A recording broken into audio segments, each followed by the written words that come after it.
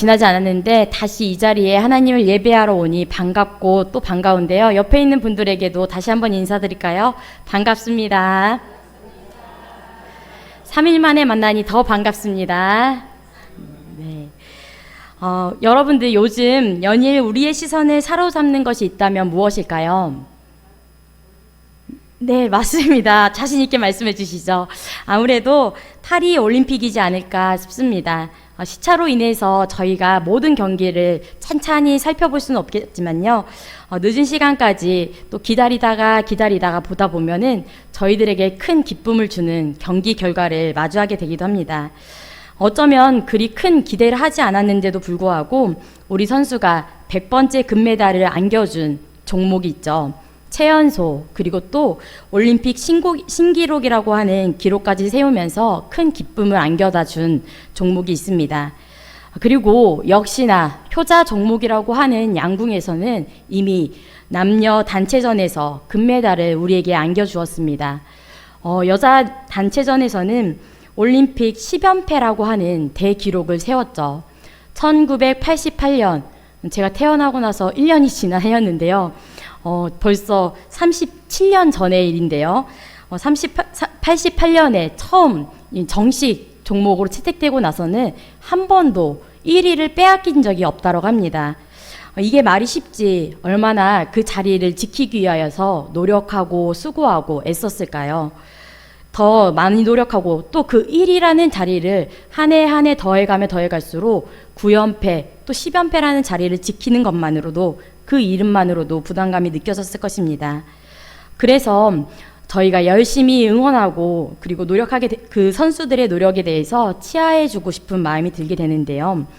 그런 마음으로 경기를 한 경기 한 경기 다 보고 싶지만 아까 말씀드린 대로 이 시차 때문에 끝까지 보지 못해서 저도 경기가 끝나고 나서 경기 결과만을 뉴스 기사로 혹은 경기 내용을 뉴스 기사로 접해보곤 합니다.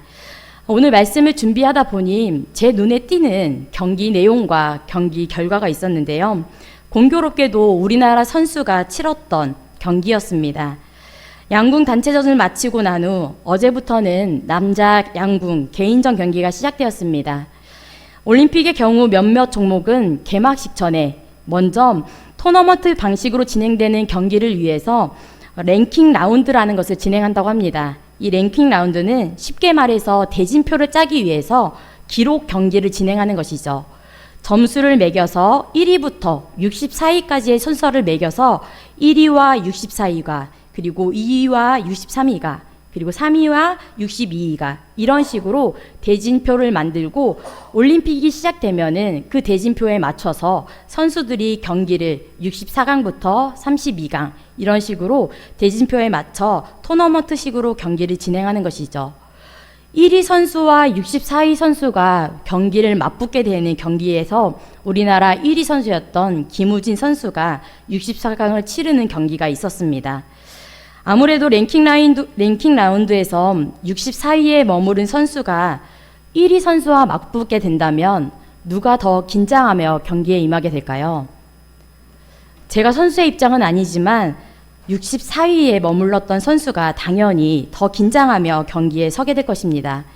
각 선수들의 64강이 다 흥미진진하고 긴장감이 넘쳤겠지만 그 중에서도 1위와 64위가 붙는 64강 그리고 또 우리나라 선수가 경기에 임했던 64강 경기는 조금 진기한 장면이 펼쳐졌습니다. 랭킹 라운드 1위였던 김우진 선수와 맞붙은 선수는 차드라고 하는 조금은 생소한 나라에서 온 이스라엘 마다예 선수였습니다. 경기 결과는 이미 아시겠지만 우리나라 선수가 3세트 모두 이겨 32강에 진출하게 되었습니다.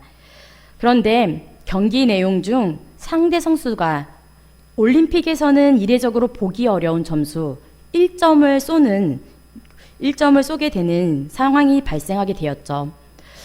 각국을 대표해서 나온 선수, 양궁 선수가 1점을 쏘는 경우는 없을 것입니다. 중계하시는 분들도 선수가 활을 쏘고 나서 몇 점인지 외쳐주어야 되는데 몇 점인지 안 보여서 왜냐하면 1점을 넓게 펼쳐보지 않았기 때문에 1점에 맞을 거라고 생각하지 못했기 때문에 이 화살을 찾는 동안 찾지 못해서 몇 점인지를 쉽게 빨리 말해주지 못하는 우스운 상황도 발생했죠. 그런데 이 이스라엘 마다의 선수의 이 이야기, 어떻게 된 이야기인지 알게 되자 비웃음은, 그리고 조금 의아해하던 생각들은 다시금 응원의 소리로 바뀌게 되었습니다. 이 이스라엘 마다의 선수라고 한 선수는 한 나라의 대표 선수임에도 불구하고 흔한 단체 티도 없이 개인 옷을 입고, 또 양궁 선수라고 하면은 기본적으로 차고 있는 가슴 보호대도 없이 경기에 나섰습니다. 그만큼 변변치 않은 지원과 장비, 코칭 스태프도 없이 올림픽에 참석한 것이죠. 양궁 또한 독학으로 배워서 올림픽에 진출했다라고 합니다.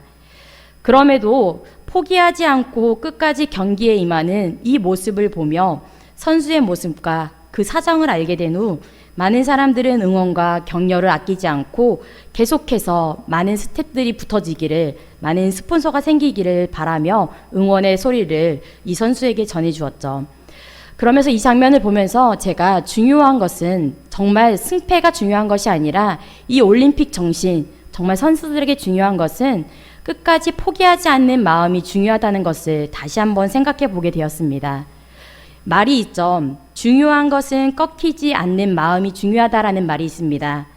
몇 해 전 e스포츠 선수가 경기에 패배한 후 인터뷰에서 이렇게 말한 적이 있습니다. 오늘 지긴 했지만 저희끼리만 무너지지 않으면 다음번에 충분히 이길 수 있습니다. 이렇게 한 감상, 인터뷰를 토대로 기자가 제목을 다른 것이 이 문구가 스포츠 경기와 그리고 다음의 삶의 여러 상황 속에서 끈기가 필요할 때, 정신력이 필요할 때 종종 쓰이곤 하는 것이죠. 중요한 것은 꺾이지 않는 마음이 중요하다라는 것이죠. 이후에도 종종 질 것 같은 상황에도 포기하지 않을 때, 질 게 뻔해 보이는데도 불구하고 포기하지 않는 상황을 보면 중요하지 않는 것은 역시 꺾이지 않는 마음이구나 라며 서로를 응원하고 격려할 때 쓰이는 문구가 되어버렸습니다. 그리고 이번 올림픽에서도 자연스럽게 이 문구가 떠오르게 되는 것이죠. 마다의 선수뿐만 아니라 승리를 거둔 선수에게도 이 문구는 동일하게 적용되고 있습니다. 그리고 오늘 말씀에도 이 문구가 저절로 떠올리게 되죠. 오늘 말씀을 들을 때 우리가 이 문구를 떠올리면서 말씀을 한번 찬찬히 살펴보길 바랍니다. 오늘 본문의 말씀의 배경은 남왕국 유다가 주전 597년 느부갓네살이 2차로 여호야긴 왕과 유다 백성들을 사로잡아간 후 몇 년이 지난 뒤의 일이었습니다. 하나님께서는 당시 백성들과 함께 사로잡혀 갔던 에스겔을 선지자로 세우시고 동족 이스라엘 백성들에게, 포로로 잡혀갔던 이스라엘 백성에게 메시지를 선포하는 사명을 맡기셨습니다. 하나님의 사명을 맡으니 에스겔에게 중요한 것은 무엇이었을까요? 오늘 본문 말씀은 사실 1절부터 함께 찬찬히 보아야 하는데 우리가 3절 말씀만 한 번 더 함께 찾아보길 바랍니다. 제가 아까 실수했던 이유는 3절 말씀 함께 읽어보자 라고 생각하고 올라왔다 보니 3절 말씀을 먼저 읽어보게 되었는데요. 이번에는 저 혼자만이 아니라 같이 화면을 보면서 3절의 말씀을 한 목소리로 읽어보도록 하겠습니다. 내게 이르시되 인자야, 내가 내게 주는 이 두루마리를 내 배에 넣으며 내 창자에 채우라 하시기에 내가 먹으니 그것이 내 입에서 달기가 꿀 같더라. 아멘. 에스겔은 하나님의 부르심을 받은 자였습니다. 하나님께서 맡길 일이 있다고 해서 부르신, 택하신 선지자였죠. 하나님께서 에스겔을 부르셔서 맡기신 일은 무엇이었습니까? 우리가 읽은 본문 말씀 4절 말씀엔 이렇게 나와 있습니다. 이스라엘 족속에게 가서 내 말로 그들에게 고하라. 하나님께서는 이스라엘 족속에게 가서 말을 해야 할 텐데 그때 무엇으로 말하라라고 에스겔에게 명령하셨습니까? 내 말로 그들에게 고하라라고 말씀하셨습니다. 에스겔의 말이 아니라, 사람들의 말이 아니라 하나님의 말, 보내신 이의 말을 전하라고 하셨습니다. 그러니 부르심 받은 그 사명을 감당하기 위해서 에스겔에게 중요한 것은 무엇이었을까요? 첫 번째로 그에게 중요한 것은 하나님의 말씀을 아는 것이었습니다. 그에게 맡기신, 그에게 전하라고 하신 하나님의 말이 무엇인지, 하나님의 말씀이 무엇인지 아는 것이 그에게 중요한 것이었죠. 3절에 이르신 것처럼 두루마리의 말씀을 내 배에 채우고 창자에 채우라 하시기로 그것을 먹었다라고 합니다. 그럴 수밖에 없었던 것은 그것을 채우고 그것을 먹고 그것을 간직한 후에 그 말씀을 전해야 했기 때문이죠. 말씀을 읽었다라고 하지 않고 두루마리를 먹었다라고 합니다. 무언가를 익히고 내 것으로 만든다고 할 때 우리는 종종 소화시켰다라고 합니다. 소화라는 것은 입으로 먹은 음식물을 분해시켜 몸의 영양분을 흡수시키기 위한 활동, 작용을 쉽게 말하는 표현입니다.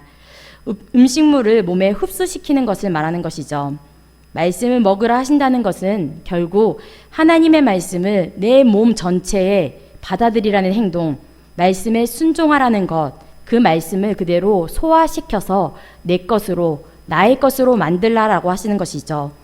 곱씹고 곱씹어서 너의 것으로 만들어서 그 말을 전하라라고 하신 것입니다. 10절 말씀에서도 하나님께서는 그가 전해야 할 하나님의 말씀을 마음으로 받고 귀로 들으라라고 명령하셨습니다. 결코 하나님께서는 하나님 외의 말을 그에게 전하라 명령하지 않으시고 그에게 하나님의 말을 전하라 하셨습니다. 그리고 그 일을 위하여 그 말씀을 계속해서 먹고 마음에 받고 들으라고 하셨던 것이죠. 사랑하는 성도 여러분, 하나님께서 말씀하시는 말씀에 귀 기울이며 살고 계십니까? 여전히 나의 목소리, 또 세상의 목소리, 주위 사람들의 목소리에 더 많이 귀를 기울이고 신경을 쓰며 살아가고 계시진 않으신가요?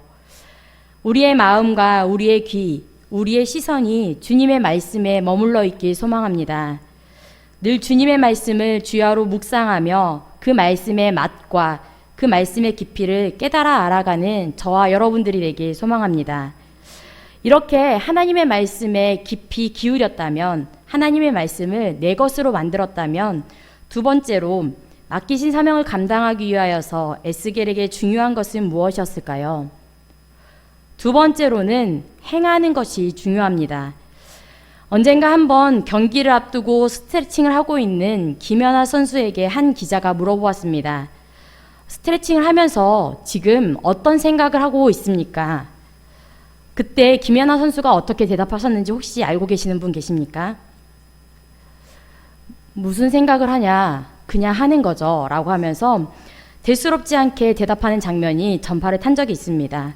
황당하다는 듯이 그 기자의 질문이 어처구니 없다는 듯이 아무런 생각 없이 하는 것이다라고 루틴대로 익숙해진 이 행동을 일상처럼 하는 것이다라고 경기 전에 하는 일상과 같은 행동이라고 말하는 것이죠. 하나님께서 맡기신 사명을 감당할 때는 그저 행하는 것입니다. 하나님께서 하라고 하신 일에 토를 달거나 어떻게 해야 되는지 따지고 묻고 하는 것이 아니라 그저 순종하며 나가는 것이죠. 하나님께서 말씀하시는 일에 집중하는 것입니다. 그런데 우리의 현실은 생각만큼 그렇지 않죠. 에스겔에게도 그 찰나의 순간 많은 생각에 휩싸였습니다. 그저 전하면 될 것이었는데 그게 생각만큼 쉽지 않은 것이 현실이죠. 그가 말씀을 전해야 할 대상은 언어가 다른 바벨론 사람들, 이방 사람들도 아니었습니다. 같은 동족 이스라엘 사람들이었습니다. 언어를 새로 배워야 할 필요도 없었고 또 그가 알지 못하던 일을 전해야 하는 것도 아니었습니다. 이미 하나님께서 말씀할 것도 다 알려주셨고 누구에게 전해야 될지도 다 알려주셨습니다. 그런데도 불구하고 에스겔이 주저하는 이유는 무엇이었을까요? 말씀을 전해야 하는 그 대상, 이스라엘 백성들, 그 사람들이 만만치 않았기 때문입니다. 차라리 말이 다른 이방인들에게, 하나님을 모르는 이방인들에게 전하는 게 낫겠다 싶은 마음이 들 정도로 이미 이스라엘 사람들의 마음이 강팍한 상태였기 때문이죠.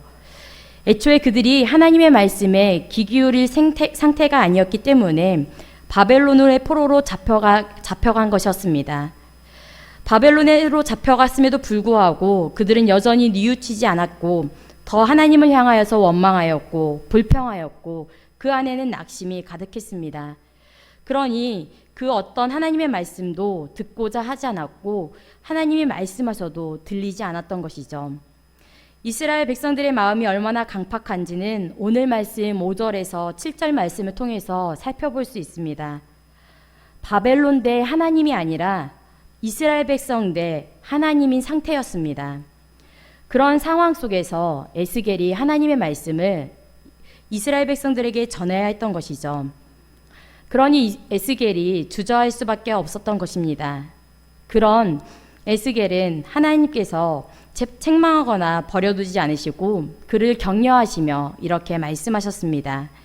이번에는 우리 8절 9절의 말씀을 한 절씩 교독해 보도록 하겠습니다. 보라, 내가 그들의 얼굴을 마주보도록 내 얼굴을 굳게 하였고 그들의 이마를 마주보도록 내 이마를 굳게 하였으되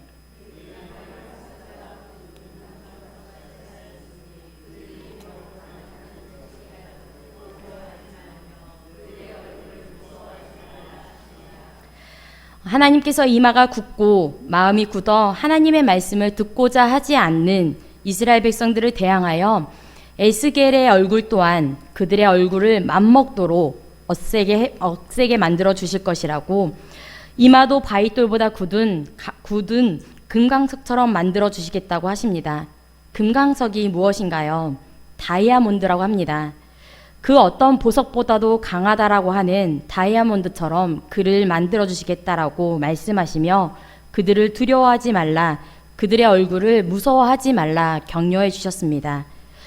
에스겔이라고 하는 이름 뜻조차도 하나님께서 강하게 하시다라고 하는 이름 뜻을 갖고 있다라고 합니다.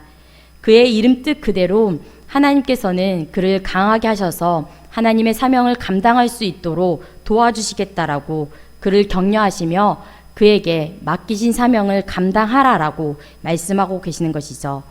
그에게 중요한 것은 이스라엘 백성들이 얼마나 강팍한지, 그들이 얼마나 매서운 마음으로 하나님을 바라보고 있는지가 중요한 것이 아니라 그에게 하나님이 사명을 맡기셨다라는 것, 그것을 기억하는 것이 중요한 것입니다. 사랑하는 성도 여러분, 우리에게도 이런 마음이 필요합니다. 모든 일이 그렇듯 하다 보면 지칠 때가 있죠. 그런데 유독 하나님의 일을 하다 보면 벅차고 힘겨울 때가 다른 일을 하다 지치고 벅찰 때보다 더 낙심하게 되는 것 같습니다. 그리고 회복하기가 어쩔 땐 더 힘든 것 같습니다. 아마도 하나님의 일이라고 하는 그 거룩한 이름 때문인 것 같습니다. 하나님의 일을 하는데 이렇게 지치는 것이 맞는가? 하나님의 일을 이렇게 기쁨으로 하지 못하고 감사함으로 감당하지 못하는 게 맞는가? 의심이 되고 또 때론 이런 마음으로 인하여서 더욱더 낙심하게 되는 것이죠. 우리가 앞서 예배 전에 이 찬양의 고백을 올려드렸죠. 나의 평생에 가장 복된 일은 내가 예수님을 만난 것이라. 나의 평생에 가장 잘한 일은 내가 예수님을 주로 섬긴 것이라. 이 고백이 여러분들의 고백이 맞으신가요? 나의 평생에 가장 복된 일은 예수님을 만난 게 아닌 것 같다. 나는 주를 섬기는 것에 후회가 없습니다라고 고백했는데 요즘은 나는 주를 섬기는 것에 후회가 많습니다라고 고백하고 싶은 분은 없으신가요? 우리는 때로 사역의 자리, 수많은 일의 자리 가운데 있다 보면 한 번씩 이렇게 낙심하고 절망할 때가 있습니다. 시간이 약이라고 조금 쉬다 오면 괜찮을까 싶지만 꼭 그렇지만도 않습니다. 한번 떠난 사역의 자리는 다시 서지 못하게 될 때가 있고 사역의 자리뿐만 아니라 믿음의 자리마저 흔들리게 되는 것이죠. 그럴 때면 우리는 다시 한번 생각해 보아야 합니다. 과연 내가 하나님의 힘으로 하려고 했던 것인가? 나의 힘으로 하려고 했던 것은 아닌가? 이번에도 또 역시나 내 힘으로 하려고 했던 것은 아닌가? 하나님께서 나를 도와주시고 있다는 사실을 잊고 살았던 것은 아닌가? 우리는 내 삶을 돌아보아야 합니다. 내 삶을 점검해 보고 내 힘으로 하려고 했다는 사실을 깨닫고 다시 한번 주님의 부르심 가운데 나아갈 때 우리는 그저 맡기신 그 자리에서 사명을 감당하게 될 줄 믿습니다. 에스겔에게 중요하게 여겼던 것, 그저 부르심에 응답할 수 있었던 것처럼 우리 또한 주님께서 부르셨을 때 그저 행동할 수 있는 그 부르심에 집중할 수 있는 저와 여러분들이 되길 소망합니다. 마지막으로 에스겔에게 맡겨진 사명을 감당할 때 중요한 것은 무엇이었을까요? 자기가 맡은 일의 결과에 대하여 생각하지 않는 것입니다. 강박한 마음으로 에스겔이 선포하는 말을 들을 이스라엘 백성들의 반응을 하나님께서는 이미 알고 계셨습니다. 그들이 듣든 말든이라고 하셨지만 그들이 듣지 않을 것을 하나님께서는 알고 계셨죠. 그럼에도 불구하고 하나님께서는 에스겔에게 이렇게 말씀하셨습니다. 그들이 듣든지 아니 듣든지 너는 가서 고하라라고, 그리고 그에게 하나님의 말씀을 전하는 사명을 맡기셨습니다. 그리고 그게 사명을 맡은 자로서 그가 집중해야 할 일이라고 말씀하셨던 것이죠. 결과를 낼 수 없기에 포기한다면 그 또한 하나님의 말씀에 순종하지 않는 또 한 명의 이스라엘 백성이었을 것입니다. 자기에게 맡겨진 일을 소홀히 하는 무책임한 사람이었겠죠.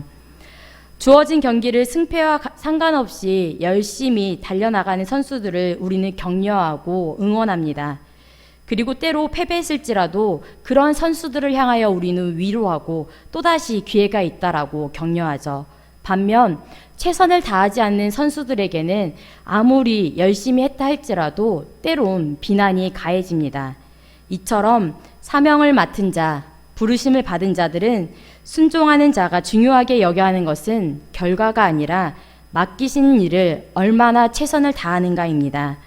결과가 나에게 달려있다는 것이 아니라 주님께 달려있다라는 것을 기억하며 겸손한 마음으로, 주님을 신뢰하는 마음으로, 주님께서 그 다음 일을 하실 것을 기대하는 마음으로 내게 맡겨진 일을 하는 것이죠.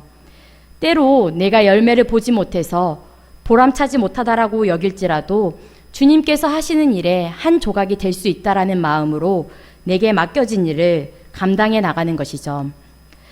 바울 사도 또한 주께서 맡기신 복음 전하는 일을 감당하는 일에 대하여 종종 운동선수에 비유하여서 말하였습니다. 운동선수가 경기를 마치기까지 최선을 다하는 태도로 자신의 사명을 감당했던 것처럼 우리에게도 맡겨진 사명을 감당하라라고 권면하였죠. 사랑하는 성도 여러분, 우리는 모두 주님께 부르심을 받은 사명자입니다.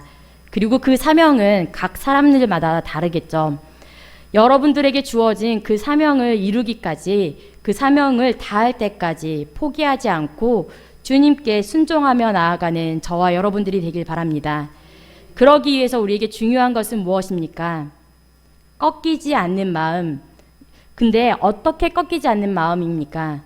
주님께 꺾이지 않는 마음인 줄 믿습니다. 주님을 향한 우리의 마음, 주님을 향한 우리의 믿음이 꺾이지 않아야 될 줄 믿습니다. 그 마음을 간직한 채 주님을 향하여서 주님을 신뢰하며 주님께서 맡기신 사명을 감당하겠노라고 결단하며 나아가는 저와 여러분들, 또 오늘 내일이 되기로 결단하며 이 시간 함께 기도드리겠습니다.